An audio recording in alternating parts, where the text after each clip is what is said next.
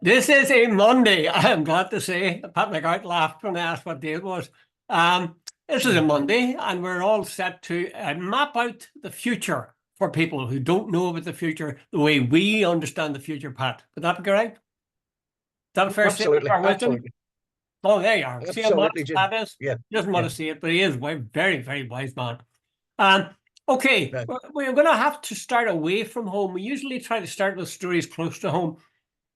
But obviously, the stuff in the Middle East is really big at the moment. It's kind of scary, you know. Although I think I've emptied my Yeah, scariness when I was younger. Um, the fact of the matter is this: that the Israelis bombed a consulate, an Iranian consulate in Damascus on the 1st April, and they killed 7 yeah, major people, including 2 generals from Iran. Now, yeah. Iran has struck back, I think it was that yesterday, and the was 300 drones and cruise missiles and rockets and stuff, 99% of which were intercepted. What I find very interesting is, well, you may want to talk about the right and wrong of it, but I find the Irish reaction to it quite interesting because what do we get from the new Taoiseach? He says, I strongly condemn Iran's reckless and large-scale attack on Israel. And Micheál Martin says, I strongly condemn Iran's attack on Israel. Now, Yeah. would your probing mind see any little flaws in those statements, Pat? Seriously, by the way, I'll put it and add another, but um, Nick Robinson was chatting to Lord Cameron when he said, I asked him about the fact that did it not strike him? It was asked a sort of a moral question when he said, look, he says, you condemn all the time any attacks on Israel. He says, why do you not condemn the attacks and the murders in Palestine? And he used the word murder. And the absolute Tricia Villiers is calling for an investigation into this and so on.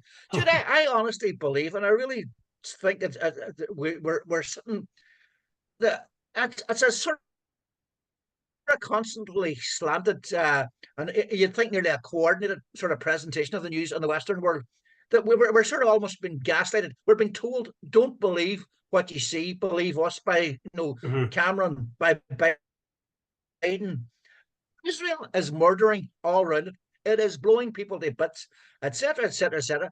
And Iran, by the way, I have no time for Iran. That's not the point. But Iran, in my opinion, uh, the provocation uh, that was designed exactly to get what they did. They went in during the First and Second World War, as far as I'm aware. Not one embassy or consulate was attacked by the Allies or by the Germans. Not Mm. one. And by the way, in ancient Rome and in ancient Greece, envoys and messengers had special protection. It was sacrosanct. It was the Norman time war that the envoys that they were given, sort of what's the word? I don't know what's the right word. Immunity. They were given Immunity. free what? Immunity. Immunity. Perfect. Yeah. That's the word. Immunity. And now we're being told by the the Brits and the Americans refused to condemn the attack by Israel on uh, the consulate in Damascus. In fact, they blocked it at the UN, any condemnation. Go and sit and Jude. I know what I feel. I think the American, the Israelis deserve what came the other night. They did it. If you go and provoke, what do you expect? They're going to sit back. And put it this, I think there's something seriously nasty about the whole thing about Netanyahu. I think about the fact that there's 33,000 dead. Apparently about 10,000 under the rubble, so that could be 43,000 dead, 70 to 80,000 injured. Gaza obliterated, a famine and all the rest. So what is? I think you could even say it's deliberately get the focus off Gaza, attack the Iranian embassy or consulate in Tehran, and they stop talking about Gaza, and then suddenly America and UK are talking about the attack on our ally. I think our ally Israel is actually the agent provocateur of this whole blinking I couldn't agree with you more. conflict. Couldn't agree with you more. I wonder, I mean, I read it, I see these 2 statements, almost identical. From the Taoiseach, I strongly condemn Iran's Yeah, attack that's on the point I'm making, Israel. Jude. And she's going to stop you there, Jude. And almost you nearly all swear that they all got together to make it, suddenly now Israel is back the good guy again, and our ally, and in fact, I think, Jude, you're right. Both Harris and Michael Martin, about malign influence of Iran. Sorry, just for interrupting. No. You're just really saying what I was going to say myself. That they have bought into this lock, stock, and barrel, and two things. One is they don't put into context the ineffective attack. Whether it was deliberately ineffective or not, I don't know, but the ineffective attack by Iran on Israel with all those rockets and cruise missiles and so on that were blocked by this Iron Dome they talk about. There's that, and the fact that was preceded by the blowing up of two generals, and there's a couple of other generals. There was a general was killed, was it 2020? A major leader, I think, of Iran's military. And there was at least one more general after that. So about 4 generals. And you're told that wasn't it terrible what Iran did? I agree that they were aiming perhaps to kill Israelis, maybe Israeli civilians, but you've got to take the context. And people are saying, "Oh, will Israel retaliate?" As if this was the start of it. As if this attack from Iran was day one. So suddenly we're leaving out the bit where they killed the people in the consulate. And of course, as you've said, we're leaving out the 33,000 dead in Gaza. I mean, the thing is, are we really stupid, or are people stupid? Do they really expect people to ignore all that? I think that the whole media thing is starting to really get to me, Jude, because what you're after saying there is they're basically, the whole thing is Israel is the good guy. Jude, Israel has acted malignly. There's absolutely no doubt about that. Jude, according to the morals of the West, Israel is entitled to murder people in an embassy. They're entitled to assassinate the leaders of their enemies. Can you imagine tomorrow morning, Jude, if the Hamas had bombed the Israeli embassy in, say, Syria? Can you imagine if the attack the children of, say, a government minister in Israel? Can you imagine if they assassinated a couple of Israeli ministers? Mm-hmm. Our Western world would be going bananas. But there seems to be a complete double standards, complete hypocrisy when Israel does it, that it's all ignored. Jude, if during the Second World War, neither the Germans, nor the Russians, nor the Allies, the Americans, the Japanese attacked an embassy, how come in this that it's the new norm that Israel can act with impunity and there's a zero comeback? Like, there wasn't a word of criticism from either Washington or Westminster following the attack on the Iranian embassy and Damascus. The thing is, they've said now, Pat, that they are urging, Biden and company are urging Israel not to retaliate. In other words, not to strike a second time, at least. But they also say that Netanyahu just does what he wants. And when he does it, there's nothing Biden does about it. He doesn't say, "Okay, that's it. We're going to cut off all your arms supplies." Not a thing. Not a thing. He's saying that's far. That's too much. Some of that.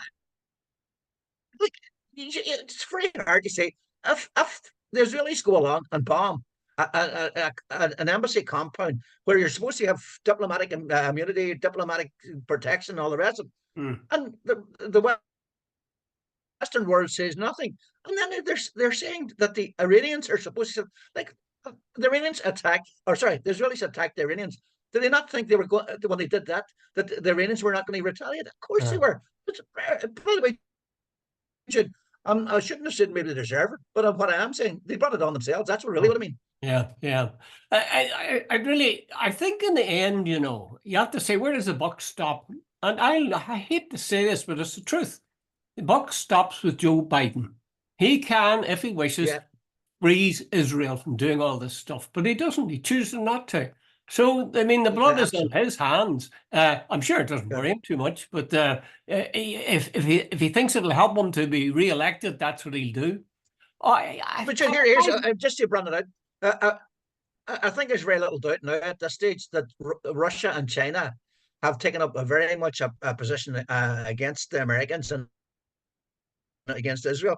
If if the Israelis, which I think they're quite capable of doing, of going, going after the Iranians, and if the Iranians said the last time, Jude, I am working on the basis that the Iranians said that they informed the Americans that they're going to attack. They sent these what do you call it, drones that apparently take 7 hours Yeah. or something to fly there, so it gives them plenty of time to knock them out of there. The Americans were involved in the operation. The Brits were involved in the operation. I think France was too. But apparently they have much more. The Iranians are much more sophisticated. And it never occurred to you that maybe they send over 300 to see how the Iron Dome would work. See, the next Well, time they might send over 3,000. yes, I heard that. I heard that interpretation today in a discussion on the radio, and I think that's a possibility. But I mean, the trouble is, I think actually Biden in the end, he's focused everything on this re-election, and he feels that if he shows weakness in terms of support for Israel, that'll affect his number of votes. I tell you the truth, Pat, my stomach gets sick when I start thinking about it. And it's not, in part, it's fear, I suppose. You say, God, what if this exploded into the Third World War? That's not really the thing that's worrying me most or makes me sick. It's just the blatant lies, Cynical. the blatant lies, and also the insult to anybody's half intelligence to say, oh, will Israel retaliate? And let's forget about the 33,000 people who have died in Gaza. Let's forget about all those consulates. Pat, I don't want to talk about it anymore. Not now. Not right, now. Let's talk about something homegrown. Right. Let's talk about Simon Harris. Actually, I was thinking, I could find no news on him. There's 2 Harrises now at the top in the south. In your state, you have Simon Harris and his separated birth brother, Drew. Anyway, I know nothing about Drew. I don't know what he's up to these days, but I do know that Simon, as we've seen, was doing this thing about he really feels that he hopes that Israel doesn't retaliate and how awful it was. The thing that's worrying some of I suppose Harris to some extent, and certainly Fianna Fáil, is that they're faced with a guy called Barry Cowen now. Now, this would be the brother, presumably, of the ex-Taoiseach. And you remember he was indeed. A pretty bolshy guy when he was, he is a TD still. And for a time, it looked like he was going to challenge Micheál Martin in terms of leadership, himself and Jim McGuinness and a few others. But anyway, he didn't. And now it looks as if he may be going to go. Excuse me, you mean Jim O'Callaghan, not Jim McGuinness? Jim McGuinness manages Donegal GAA. Oh, Jesus, that's right, yes. He may go into politics. Well, he wouldn't be the first footballer who went into politics. No, he wouldn't have been far from it, actually. Good point, Pat. I'm just testing you there. Barry Cowen is looking like he might go for a seat in Europe. Now, if he does that and is successful, Simon Harris or rather Micheál Martin is faced with an empty seat and an election, a by-election. Before if they're going to go full term, it definitely will be a by-election. Yeah. And it's a by-election. The next year, yeah. So he's caught between, on the one hand, he wants to get shot at Barry Cowen, get him out to Europe. If you get him in Europe, that's far away, arm's length. On the other hand, if he goes to Europe, there's an empty seat, and he's going to have to fight this by-election. And I don't think Fianna Fáil is in great shape for a by-election at all. No, see, Barry was he a minister for a day or something? He was. Remember, he was going to be or was he? I think he was a minister, and then they got him in this charge. There was all sorts of controversy. Driving without. That he had been driving a car for 10 years on a provisional license or some bloody thing. Yeah. And so on. And Barry is a pretty bolshy guy, and he doesn't have a lot of time for Micheál Martin. Not a lot of it. So there's no love lost between them, because I think Barry felt that Micheál didn't give him much support. In fact, Micheál was more than a little lukewarm as regards the time Barry got into trouble. So the whole thing, I would presume, now Jude, that's on a very little evidence, but I presume there's no love lost between them. And if Barry's got that Cowen thing down about that awfully, area, they're really well got. So Barry could well take a seat, and then Micheál, he'll probably get a very sort of what we say, Jude, a fair return of what the standing of Fianna Fáil if there's a by-election, because he might get a shot Well, he won't get Right now, shocked. I don't think I don't whatever think he'd be exactly was shocked. part of their part. I don't think he'd be shocked if he loses the seat. If there is a No, I don't by-election, think I I so think either. he'd be shocked. No. He'd be shocked if he won it. But I think a lot of I suspect people like Barry Cowen and maybe Jim O'Callaghan are sitting watching to see what happens with the general election. Now, most people say Fianna Fáil are not going to do very well in this election. If they do badly, it seems to be perfectly possible that the Taoiseach will say, that's it, I'm finished, or no, I'm off to Europe myself, actually. That's what he's more likely to say. Don't you think? Well, he's probably going to get a big job, Micheál Martin and Europe. You know the way they always say, I am not interested in all the rest. Like, I would like to, watch this space, but I'd say in a couple of months' time, you'll suddenly find Leo Varadkar as a commissioner for whatever. That's right. That's right. Yeah. You yeah. notice that the one person who didn't run for the Fine Gael, it wasn't mentioned as running for Fine Gael at the time that Harris took it so quickly, was Mairead McGuinness. And now she performed brilliantly. She ruled herself out, by the way. But like when you're a commissioner out there, you're on something like 400,000 a year, something like that. And it's you're away from the hustle and bustle of election and all that sort of stuff. And it's a real gravy train. Dude, why and under God would you 10 years at 400,000 a year and all the expenses that nobody seems to be able to sort of count up. So it's like a sort of it's like a sort of a political spa.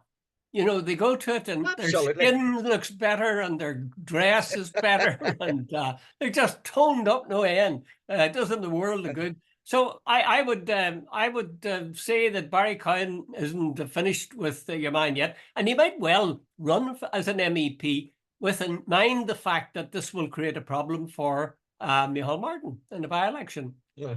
Anyway, I asked him a bit there. I'm fed up talking to him. Just talk about something else. By the way, Dr. Collins, it's still in my head. It's a friend. You didn't listen yesterday morning to our team, Sunday Maselny. Our friend Jim Sharkey was on. I did listen. I did listen. But no, the thing about it's a great wee story. For those who don't know, Jim Sharkey was the sort of John the Baptist. He was that was his role for the Irish Foreign Service, Foreign Affairs Division. He was sent out in 1974. That's why I mention it. He was sent out as a young man to Russia, and he told a great story yesterday. He was on a Sunday Maselny on RTE. He was like John the Baptist. He was sent off to Russia on his own. He goes to Russia, handed the keys outside a building, goes in, no desks, no phones, no staff, just himself. And he sets up this embassy for I think his name was Ned Brennan, if I remember correctly. Yeah. And so on. But he says he arrived in Moscow in 1974. There was no food in the stores. He described Moscow as dull and dreary. He says, now, if you had like vodka and caviar, you'd have had a great time. But he says there was very little. Anyway, Jim, fast forward so many, 30 years later, Jim was given the starring role. He's sent back to Russia as the ambassador. And he says, Moscow has changed beyond belief. Suddenly it's one of the biggest city in Europe by a mile. And he says, it's one of the high-tech cities in the world. But so I thought it was a great journey from a boy from the edge of the bog in Derry to being, an ambassador that's going around the world. Aye, and incidentally, he's a cousin of Fergal Sharkey, of the famous Thunderbones, and who now is busily talking. A good heart is hard to find. Pollution of waters in Britain. And he's saying on air things like they're pumping shite into the rivers of Britain. All of the British commentators, oh no. But he gets their attention. He gets their attention. But I thought it was very good. There's two things that Jim said that I thought were really good. I think you drew attention to it in an email. One of them was where he said that the government pretended to pay the people and that the people pretended to work. Pretended to work. I thought that was a brilliant line. I really enjoyed that. Absolutely terrific. And the other one was that teaser he gave at the end. The last thing he said was that he eventually went as ambassador and he was greeted by Vladimir Putin. But that's a story, he says, for another day. Oh, God. Another day. I wanted to know. Tell me now. I want to know. It's really, really interesting. Should we ask him on? Would he tell us if we asked him onto the podcast? We asked him on, would he tell us what the conversation was between us? Aye, But aye. anyway, but Dr. Collins, to follow on, after I was listening to Jim, I listened to Sunday Politics, and there's an interview with Jim Allister with Mark Curlers. And here's Dr. Collins, you're a seasoned observer of the political scene. According to Jim Allister, he now You're looking for money intends to from me, run. Pat? Pat, are you looking for money from me? See you Go later. on, sorry. But he's going to run 18 Yeah. candidates in all constituencies. Yeah. And Mark Crowler's we have made the point as well, but Mark Crowler's made the point. Surely that is playing into the hands of the enemies of unionism type thing. If the TUV puts up a candidate, the UUP puts up a candidate, the DUP puts up a candidate, etc., splitting the unionist vote, and certain key constituencies, that is certainly going to play into the hands of alliance. And other ones, it might play into the hands of nationalists. So, Jude, do you think Jim is more concerned with getting revenge on the DUP, upholding unionism, or option 3? I think the second. I think it's revenge. I think it's revenge, but I don't know, of course. But I do know that former comrades, people who served the same cause, when they fall out, the bitterness between them is on a level that's matched by nothing. It's far more intense than the dislike or hatred they would have had of the acknowledged enemy. And we saw that with the Irish Civil War. Guys who had fought for Irish independence, there was a bitter war. The same in the United States with the Civil War there. There's so hundreds of thousands of people slaughtered. When old comrades fall out, my God, they really fall out big time. And that's what I feel. Jim is saying these guys are no longer unionists. And he has a point.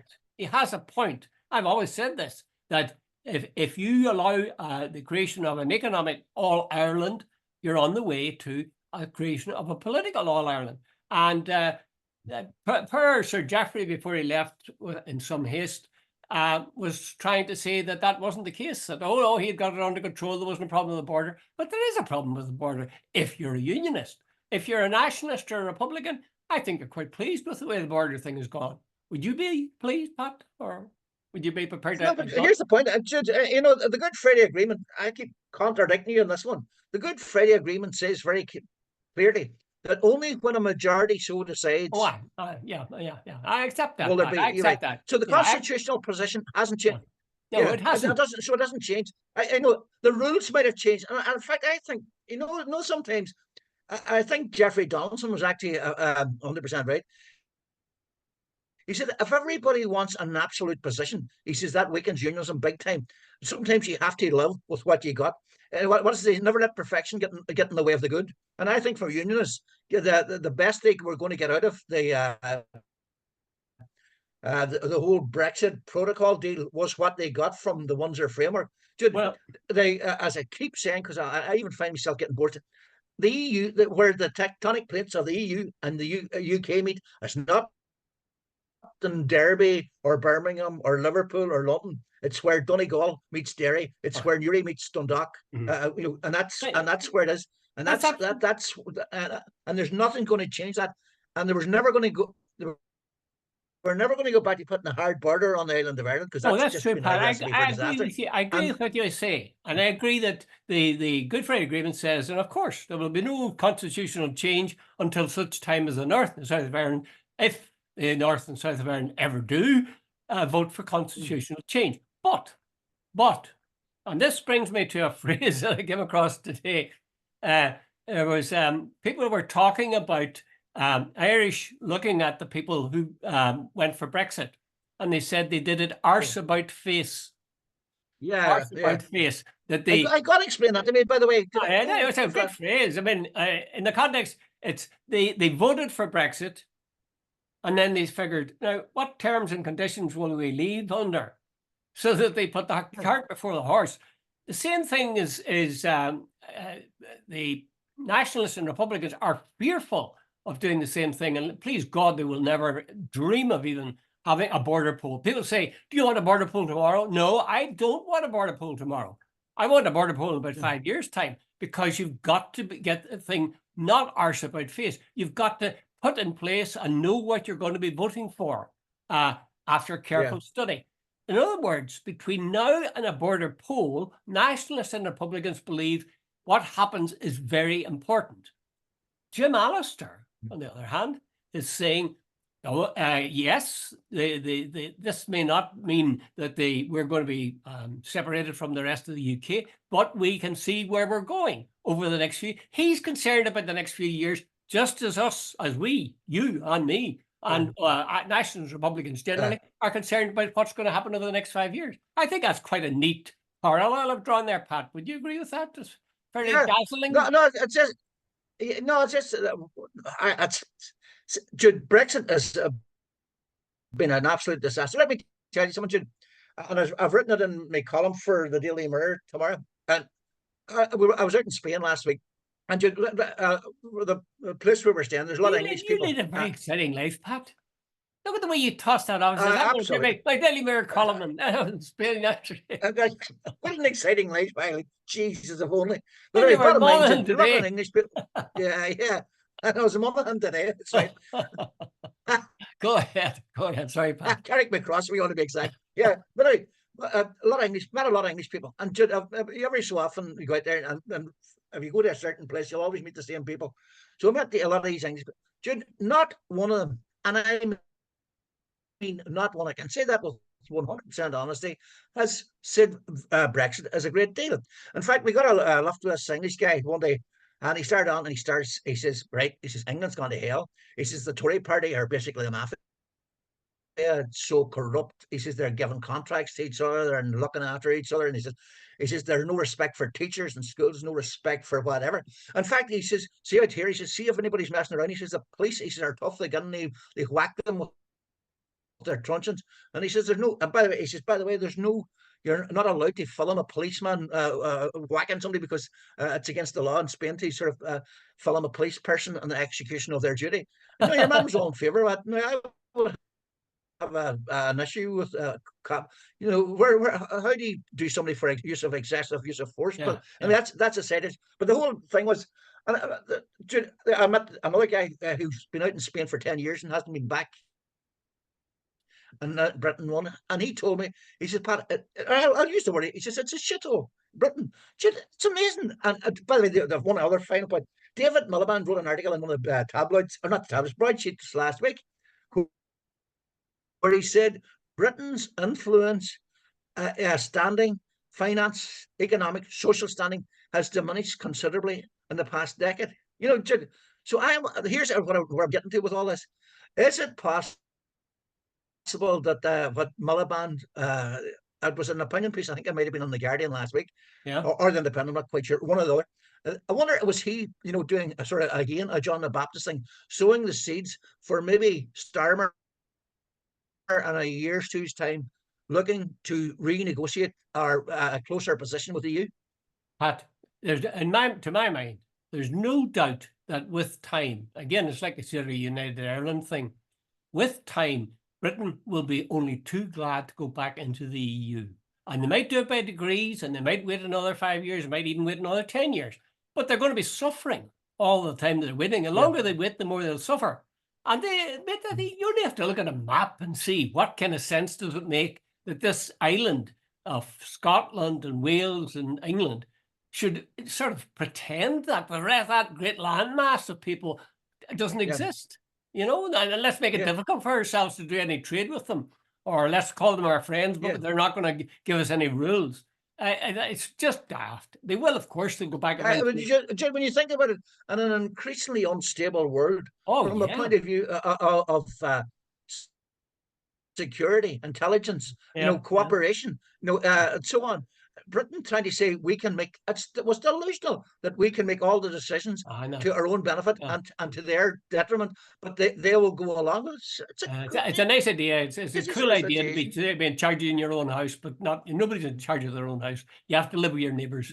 Okay, Pat, we're running out of time. We're not out of time totally yet, but a man who lives not too far from you has produced a book called Peace Comes Dropping Slow, My Life and the Troubles. And that's Denis Bradley. Have you read it by any chance? No, I haven't. In fact, I haven't. I was just chatting. As you said, it was in Monaghan today, and on the Hmm. way up, I was listening to Talkback, and Uh, Denis was on. It was actually a very interesting conversation, yeah, and I we listened to it keep meaning myself. to buy the book, so I'll have to go looking for it. Mm. Denis has had an interesting life. By the way, Donegal, man, he was described as a dairyman today. He's actually born. Now, in fairness, he spent most of his life in Derry. He was went to St. Columns. Then he was ordained priest. He went to Rome. Then he was in there on Bloody Sunday. He was and afterwards. Then he left the priesthood to get married. He was involved in what Eames, Bradley Eames or Eames Bradley. I don't know Yes. which ones. Yeah. Yeah. He was involved in the back channel between the Mm. taxmen there in the British government. Hmm. So this is Denis's memoir of those times. Uh, No, I haven't got a chance to read it, Jude, but I'm definitely going to buy it. Yeah, I'm very interested because I interviewed him for a book, I don't know, about 5 years ago now, and I was yeah, surprised. I didn't want to show my ignorance, but he began talking about the back channel, and yeah. I admit I mean I was shocked back then. I thought I was going to say, I thought Brent Dudley was the back channel, but the way Denis was talking, and clearly he had been involved in it, and I gather in this book he sort of talks about Brenton Dudley being the lead back channel man and Uh, himself and a couple of others, a McKillen guy and uh, somebody there, else. there was there was four of them. Aye, Dudley was the guy he was the top who man, so went to to speak. Yeah. all the meetings, and he was the guy. Then there's a guy called Noel Gallagher, Tommy McKillen, and our Denis. Denis, yeah. No, Denis says that, well, this is one of the things that he's come under fire for, was that I think it was McGuinness went to him or said to him that essentially that they wanted to talk to the British and they wanted to resolve this conflict peacefully.